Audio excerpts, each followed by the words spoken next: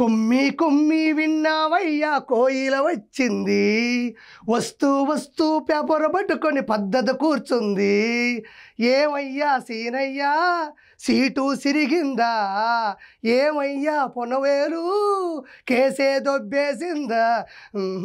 ఓకేలే, ఇవన్నీ పట్టించుకోవద్దు, ఏదో పాట పాడాలనిపించింది, నన్ను క్షమించండి. ఇక్కడ పరిస్థితి ఏంటంటే కొమ్మినేని శ్రీనివాసరావుని అరెస్ట్ చేసిన తర్వాత కలుగులో ఉండేటువంటి ఆర్కే రోజా బయటకు వచ్చింది. మంచిగా వెనక ఫ్లెక్సీ పెట్టుకుంది, ముందు మైక్ పెట్టుకుంది, ఈడ మైండ్ పెట్టుకుంది. అసలు ఏం మాట్లాడుతుందో ఒకసారి విందాం. ఇక్కడ ఆర్కే రోజా చెప్తా ఉంది, కొమ్మినేని శ్రీనివాసరావు గారిని చూస్తే చేతులెత్తి నమస్కరించాలి అనిపిస్తుందని చెప్తుంది. ఆవిడ చెప్పింది నిజమే.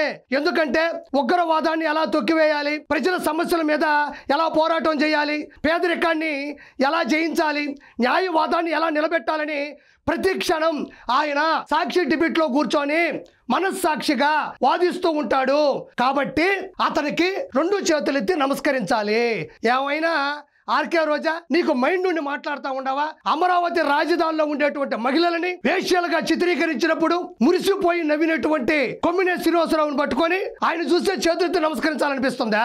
ఒక వ్యక్తి ఏదో ఒక సర్వేను అడ్డు పెట్టుకొని అమరావతి మహిళల మీద రుద్దుతూ అమరావతి రాజధాని చుట్టుపక్కల ఉన్నందరూ వేశ్యలని చెప్పినప్పుడు ఊగుడుతూ ఊగిపోయినటువంటి కొమ్మినేని శ్రీనివాసరావుని చూస్తే నీకు చేతులెత్తి నమస్కరించాలనిపిస్తుందా?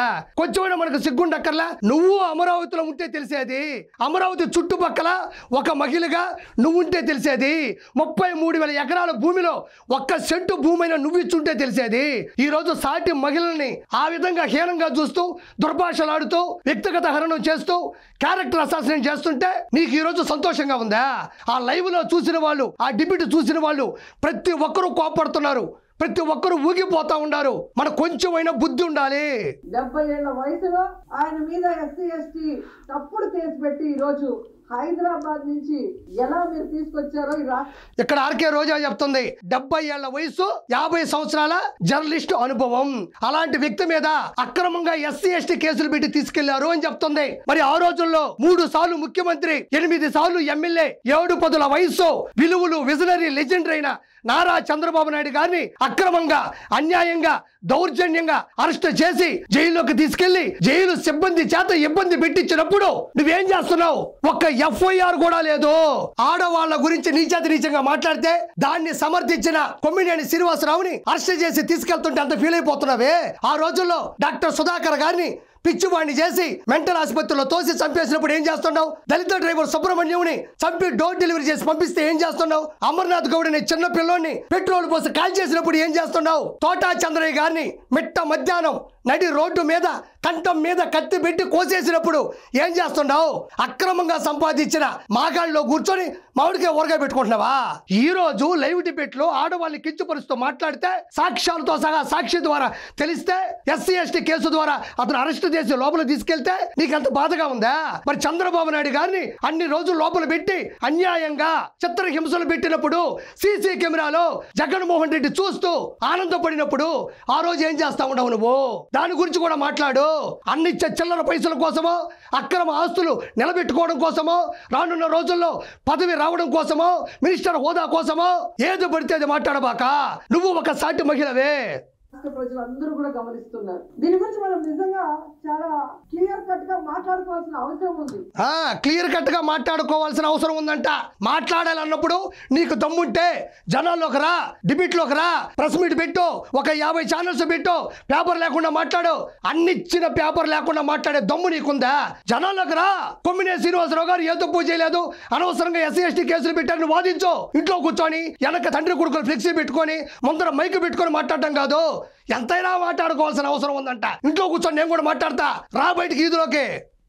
ఆంధ్రప్రదేశ్ లో ఈ రోజు ఎవ్రీ మార్నింగ్ అన్ని పేపర్లో ఉన్న హెడ్లైన్స్ ని డిస్కస్ చేసే క్రమంలో అమరావతిలో ఏ విధంగా రైతుల దగ్గర ఇప్పటికే 50,000 ఎకరాలు లాక్కొని వాళ్ళకి ఇంతవరకు ఏం చేయకుండా ఇంకా 50,000 ఎకరాలు దోచుకొని వాళ్ళు రియల్ ఎస్టేట్ చేసుకోవాలన్న క్రమంలో ముందుకు వెళ్తుంటే కొమ్మినేని శ్రీనివాసరావు గురించి మళ్ళీ చెప్పింది. ఆయన ఒక గొప్ప వేదాంతి, ఈ ఒక గొప్ప సిద్ధాంతి. ఈవిడ చెప్తుంది అమరావతి రాజధాని కోసం 33,000 ఎకరాలు మొదట్లో తీసుకుని తర్వాత 17,000 ఎకరాలు ఓవరాల్ గా తీసుకుని 33,000 ఎకరాలు. మరి ఈవిడ అన్నదమ్ములు ఈవిడకు ఉన్నటువంటి 17,000 ఎకరాలు ఏమన్నా కలిపిందేమో నాకు తెలియదు. అమరావతి ప్రజలు 50,000 ఎకరాలు సమీకరించిస్తే రియల్ ఎస్టేట్ చేస్తున్నారు అని చెప్తుంది. ఏ మహిళా రైతైనా, ఏ అమరావతి రైతైనా, అమరావతి దరిదాపుల్లో ఉన్న ఏ ప్రజలైనా బయటకు వచ్చి చంద్రబాబు నాయుడు గారు మమ్మల్ని చీట్ చేశాడు, రియల్ ఎస్టేట్ చేశాడు, లేకపోతే ఇంకో కంపెనీలకి మరి ఉదారతాభావంతో రాసి ఇచ్చాడని ఏ ఒక్కరైనా బయటకు వచ్చినట్టు ఒక వీడియోగా నువ్వు చేస్తే, న్యూట్రల్ గా ఉన్న ఏ ఒక్కరైనా మీ వైఎస్ఆర్సీపీ కార్యకర్తలు కాదు వచ్చి మాట్లాడిన ఒక్క వీడియోగా నువ్వు డిస్ప్లే చేస్తే కిరాక్ కార్పొరేట్ అనేవాడు ఈ రోజు నుంచి నీ గురించి ఒక్క మాట కూడా మాట్లాడకుండా బయటకు వెళ్ళిపోతా. నేను ఒక్క మాట మాట్లాడకుండా, చాలా మంది కూడా ఫోన్ చేపిస్తున్నావు కదా వాడిని ఆపమను, వాడికి నాకేం వైరం ఉంది, నీకు నాకు వైరం ఏం లేదు. ప్రజాస్వామ్యంలో ప్రజల ఓట్ల చేత గెలిచినప్పుడు ప్రజల డబ్బులు ప్రజలకు ఇవ్వకుండా తినేస్తే కిరాక్ కార్పొరేట్ అంటాడు, మాట్లాడతాడు. నీకు దమ్ముందా ఆ వీడియో చూపించే దమ్ము? ఈవిడ ఇంకా మాట్లాడుతూ ఉన్నది. ఆ రోజుల్లో ప్రజలారా 2019 నుంచి 2024 మధ్యలో ఈవిడ అంటుంది వాళ్ళ నమ్మకాన్ని ఒమ్ము చేస్తూ అని. ఆ నమ్మకాన్ని ఒమ్ము చేయకుండా చంద్రబాబు నాయుడు గారు 33,000 ఎకరాలతో అమరావతి రాజధాని స్థాపించాలని అనుకున్నాడు. కత్తిపోటు బాబాయ్ గొట్టలు వేటంటూ దూసుకొని వచ్చాడు. ఏం చేశాడు? అమరావతి రాజధాని కాదు 3 రాజధానులని 3 ముక్కలాట ఆడాడు. దాంతో ఎన్నో జ్ఞాపకాలతో వారసత్వంకి వచ్చిన పొలాల్ని సమీకరించినటువంటి రైతులు కడుపు మండిపోయి ఉవ్వెత్తున నిరసనలు చేశారు. 1631 రోజులు జరిగిన అమరావతి నిరసనలో 230 మంది చనిపోయారు. 3,000 మందికి పైగా అమాయకుల మీద అక్రమంగా కేసులు నమోదయ్యాయి. ఆడవాళ్ళని బూతులు తిట్టించాడు, బూటుకాలతో దండించాడు, పెయిడ్ ఆర్టిస్టులు అన్నాడు, కన్నీటి పరివంతం చేశాడు, వాళ్ళని రకరకాలుగా ఇబ్బంది పెట్టాడు. ఆ రోజు నువ్వేం చేస్తా ఉండవు? మరి ఆ రోజు అమరావతి రాజధాని చివరిగా వదిలినప్పుడు మిగతా రాజధాని మీ అన్న ఎందుకు పూర్తి చేయలేదు? 33,000 ఎకరాలు రెడీగా ఉన్నాయి కదా, ఏమీ చేయలే. చంద్రబాబు నాయుడు గారి మీద అక్కసుతో ఎక్కడ చేస్తే ఆయనకు పేరు వస్తుందని ప్రజావేదికను కూల్చి 3 ముక్కలు ఆట ఆడినటువంటి ఘన చరిత్ర జగన్మోహన్ రెడ్డిది. కాబట్టి చంద్రబాబు నాయుడు గారు ఏమీ చేయలేదని మాత్రం ఇంకొకసారి మాట్లాడబాక. ఇక్కడ ఇంకొకటి ఏంటంటే ఆ డిస్కషన్ లో ఒక జర్నలిస్ట్ డిస్కషన్ కు వచ్చిన ఒక జర్నలిస్ట్ ఒక మాట ఏదో మాట్లాడారని, మాట ఏదో మాట్లాడాడంట.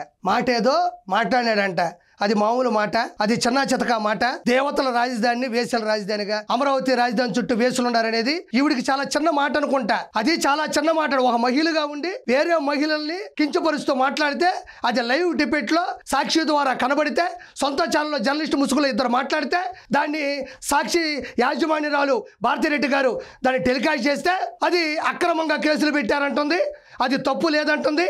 ఆయన ఏదో చిన్న మాట మాట్లాడినాడంట. ఇలాంటి వాళ్ళు మహిళలు. దాన్ని ఆ క్షణంలోనే కొమ్మినేని గారు ఖండించారు. కొమ్మినేని శ్రీనివాసరావు ఖండించలేదు. నువ్వు చూసావు, మళ్ళీ ఎందుకు యాక్టింగ్ చేస్తావు? ఆయనకి ఒక పేపర్ వచ్చింది, అదే చేశాడు.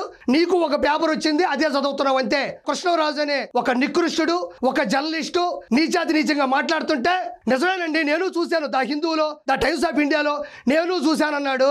నీకు అన్నీ తెలుసు కూడా దాన్ని వెనకేసుకొని రాబాకు. ఇప్పటికే 151లో 11 ఇచ్చాడు. దీని దెబ్బ ఈసారికి 0 వచ్చే అవకాశం ఉంది. తెలిసి ఆయన డిస్కషన్స్ లో ఎప్పుడూ కూడా ఎవరు కూడా తప్పుగా మాట్లాడితే ఒప్పుకోరు. అమ్మా, ఆయన తప్పు మాట్లాడితే ఒప్పుకోడు. సూర్యవంశంలో పెద్ద వెంకటేష్ గారు, జయం మనదేరాలో పెద్ద వెంకటేష్ గారు, పెద్దన్నయ్యలో బాలకృష్ణ గారు, ఆయన తప్పు చేస్తే అసలు ఒప్పుకోడు. ఓకే ఆర్కే రోజా, ఇంకొకసారి ఇలాంటి అనుచిత వ్యాఖ్యలు చేయొద్దు. నువ్వు ఒక ఆడపడుచువే, నువ్వు ఒక మహిళవే, సాక్ష్యాలతో కూడినటువంటి వాగ్వివాదం జరుగుతుంది కాబట్టి కూర్చో.